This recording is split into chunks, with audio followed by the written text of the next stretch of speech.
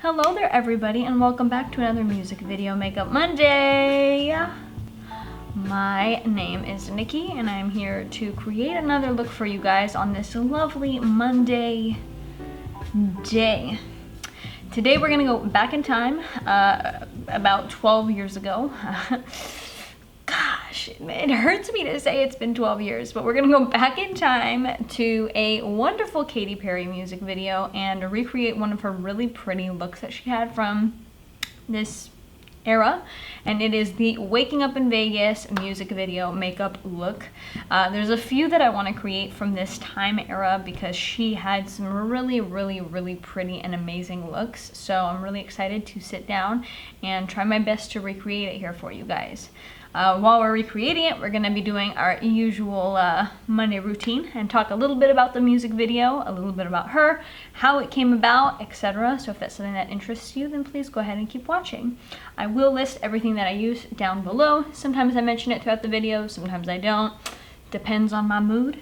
So yeah, let's get started with Waking Up in Vegas by Miss Katy Perry. Considering how dramatic this look is, I want to start off with the eyes and then move on to the face, just in case I mess up something, you know. I want to be able to just like, whoo, you know what I'm saying? So we're gonna start off, very first step, with some eyeshadow primer. So Miss Katy Perry, hey. So Katy Perry, for those of you guys who may or may not know, was not born Katy Perry. No, she was not. She was married. She was named Catherine Elizabeth Hudson, and that was her birth name. That was the name that she was given, Catherine Elizabeth Hudson.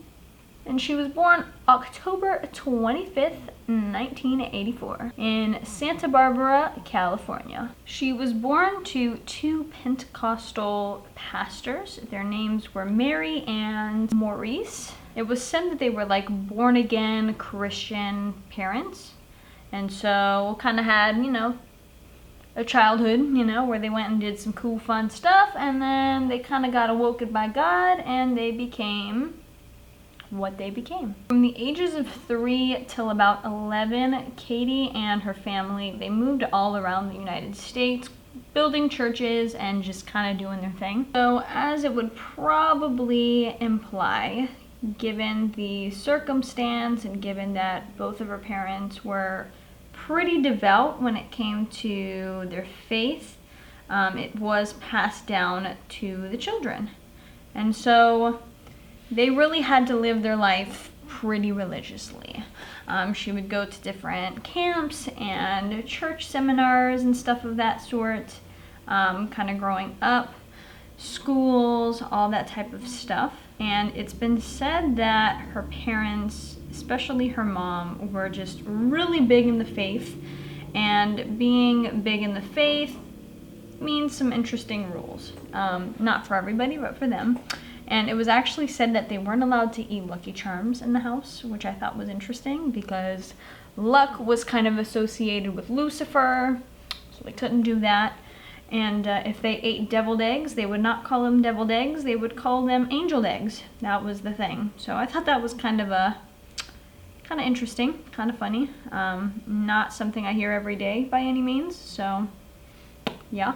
When it came to her singing career, she also started that fairly young. Her sister ended up taking some classes and she ended up having some interest in music as well. And so she started to take classes at the age of 9. So as she kind of went on and picked up her lessons, did all that type of stuff with music, she started to sing in her parents' churches and do gospel music, and that was kind of her thing that she would do. So from about the age of 9 till about 17, Katy was singing. She was doing her thing in the church and just, you know, being a kid, you know, enjoying her time and just, you know, living it. At the very age of 13 as well, she was also given her very first guitar, and it was for her birthday and she loved it, and that was like the first instrument that Katy picked up. And then we fast forward to her at the age of 15. And at the age of 15, she moved on and decided to pursue music and just get her GED done and over with. And within her like first year, I think, of high school, she got her GED. So she is now young. She is 15. She's got her GED and she is out, and she is ready to start pursuing her career in music. Her singing caught the attention of a few rock artists, and they were just like, whoa, like, this is great, we want you.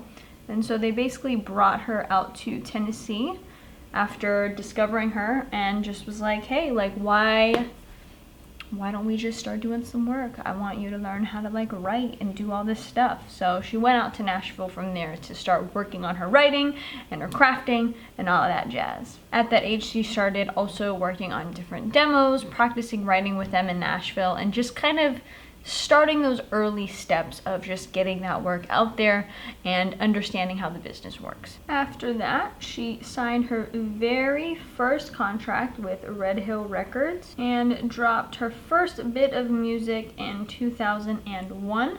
Her debut album was a contemporary Christian album, and she didn't want to go by the name Catherine Hudson or Kate Hudson, because as many of you may know, there is already a very famous Kate Hudson, daughter of Goldie Hawn, who is in the industry, and she didn't want people to get it twisted, you know, get it confused. So at that point, she changed her name to Catherine Perry, and Perry was actually her mother's maiden name, so it made the most sense for her. She later ended up changing her name to Katy Perry, which is what we all love and know her as now. And then in 2004, Perry was signed to Ballard's label Java, but then Java was dropped from Ballard, which made the album be shelved. I'm trying to make sure that I'm wording this right, but yeah, basically the album was then shelved. But Ballard had some connects with Columbia Records, basically introduced her to Columbia Records, and she got signed to Columbia Records. She went on to have kind of like minor success working with them. She had a few different songs that, you know, got some plays and stuff. One being a song by the name of Simple, which was featured on the Sisterhood of the Traveling Pants. She also provided background vocals for a song for Mick Jagger. And then in September of 2004, Blender kind of noticed her and was just like, yo, Katy Perry is gonna become the next best thing. Little did they know. That year, she also appeared in a lot of different music videos, one of them being for Gym Class Heroes as the love interest for the song Cupid's Chokehold, in which her boyfriend, Travie McCoy, was in. Then boyfriend, not anymore. And now we're gonna move on to One of the Boys, and that is the name of the album of the song that we are doing today. So she was then dropped again. She was dropped by Columbia Records. Little did these guys know. And one of the reps who had worked with Katy basically brought her album to Virgin and was like, look, we got somebody and she's dope. Let's kind of like give her a chance, you know what I'm saying? So basically they listened to some of her demos and they were like, yeah, you know, we're interested in her. And so she started having meetings and conversations with a guy by the name of Dr. Luke. And after everybody kind of heard, you know, the demos that she had existing, they were just like, yeah, this is an unmistakable, like, good artist who's gonna make these smash hits. And so her and this Dr. Luke guy, in which they co-wrote 2 songs, and one of the songs was I Kissed a Girl, and then the other one was Hot and Cold. Under the name Katy Perry, her very ever first single was released. And that single was I Kissed a Girl. It was released on April 28th, 2008. Oh my God, every time I say these dates, I'm like, what? That's an insanely long time ago already. Crazy, man. The very first station to actually play it was a station that was based out in Nashville. After the first 3 days of the song being out, they were getting a lot of enthusiastic phone calls. Given the nature of the song, this was not a common topic for people to talk about. So it was kind of a big deal. So a lot of people were calling into the radio station like, yo, this song is crazy. Didn't take long for the rest of the world to kind of feel that same energy. And the song went on to go #1 in the United States. She hit #1 with this song on the Billboard Hot 100 list. This is a little bit orange, so I don't know how this is going to turn out. Hopefully we can make this look good, you know? The album itself got a lot of like critical acclaims per se, and it ended up reaching #9 as an album on the Billboard Hot 100 list. The album itself sold about 7 million copies, with the song Hot and Cold becoming its like best-selling single off of the album. Hot and Cold was good. Now let's get into Waking Up in Vegas. Let's talk about Waking Up in Vegas, how to do on this list, and all of that. So Waking Up in Vegas was her 4th single off of the album. The 3rd single did not do as well as they maybe had wanted, and so they were really hoping that this one would, you know, garner a little bit more attention from the public. Her 3rd single was Thinking of You, which I was kind of shocked to hear that it didn't do that well. I guess I don't remember it being like that crazy in the media, but at the same time, I really liked that song. I think I had just watched The Notebook fairly recently, so I think hearing that song was out, it really reminded me of The Notebook, and it's just like, you know, when I'm with him, I am thinking of you. Anyways, you get my gist. But yeah, so that song didn't do good, so Waking Up in Vegas came out after that, and they were trying to redeem themselves. The song was co-written by Desmond Child and Andreas Carlson and produced by Greg Wells. It officially had released in the US in April of 2009, and it reached top 10 in 8 different countries, obviously including the United States, where it peaked at #9. Ended up becoming her 3rd top 10 song, which is honestly, I must say, it's pretty impressive kind of to think about. Of course, when you're backed by a label, you know, you have a little bit more reach as to where, you know, you can go. But I must say, that's actually pretty darn impressive to become top 10 with your first 3 out of 4 singles. So she did really well this year. That she did. As sadly my usual, I do not know who the makeup artist was for this. If I end up coming across who the makeup artist is, I will add it here into the video. But as of now, I don't know who the makeup artist was. But the music video director was a guy by the name of Joseph Kahn, which, if I'm not mistaken, I think he had done another music video for another one of our music video makeup Mondays, but I need to double check that. When Katy Perry kind of talked about this music video and this song, people asked like, hey Katy, like, what is this song about? And basically she said it's about, you know, you going to Vegas with your friends, your girlfriend, your boyfriend, whoever, and kind of having a cat fight, having a little fight going on, and just kind of saying like, I'm not sorry for the things that have happened during this fight, because that's what you get when you're in Vegas. You know what I'm saying? That's what you get. I'm paraphrasing it, but that's basically what was said. It said that as of January of 2015, which is a long time ago, it is said that the song itself has sold around 2.3 million copies.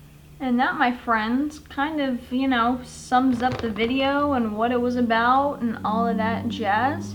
I will link the music video down below for you guys to just watch it and see it and be nostalgic, because I remember personally it was kind of all over everything. I really loved the music video back then, and watching it now as I've gotten older and having actually gone to Vegas, I really like the music video. It's very colorful. She has really great outfits on. She has really great makeup, as you can tell from this. It's definitely a very pretty look that you could kind of wear out and about. It is a little bit more labor intensive, so it's really good for Halloween, or like if you have like an hour to kill to just do your makeup. It's a really pretty look. The only thing that I see as of now that is basically different from my usual is not having the false eyelashes. She definitely has a nice row on her, but not going anywhere, so I'm not about to put them on. You guys already know. But this is basically the look. I think I'm gonna attempt to go put on a wig real quick and then come right back. And that, my friends, sums up this music video makeup Monday look. This is fun. I like putting on wigs. This is great. I would maybe suggest this wig, but I would probably say getting it a haircut is probably best, because I have it very much so pinned up in the back, and I don't want to move my head because I feel like I'm gonna mess it up, but you get my gist. I am also going to link down below some outfits from this music video that I was able to compile from different websites. So if you guys were looking to be Miss Katy Perry for Halloween, or just wanted to create a look that kind of looked like what she was wearing, down below I will have those links for those outfits that I was able to find and those different pieces. But that basically sums up this look, this Monday's look. I will be back with another Katy Perry look here soon. I do have one here in the works, but I hope you guys enjoyed this. Thank you guys so much for watching, and we'll see you guys next Monday with another music video makeup look. Thanks again for tuning in, and we'll see ya.